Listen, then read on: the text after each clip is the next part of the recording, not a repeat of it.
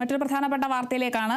School ശാസ്ത്രമേളയിലും സ്വർണ്ണക്കപ്പ്. അടുത്ത വർഷം മുതൽ ശാസ്ത്രമേളയിൽ ജയിക്കുന്ന ജില്ലയ്ക്ക് സ്വർണ്ണക്കപ്പ് പ്രഖ്യാപിച്ചിരിക്കുന്നു. 57ാമത് സംസ്ഥാന സ്കൂൾ ശാസ്ത്രോത്സവ ഉദ്ഘാടന വേദിയിലാണ് മന്ത്രിയുടെ ഈ ഒരു പ്രഖ്യാപനം ഉണ്ടായിരിക്കുന്നത്.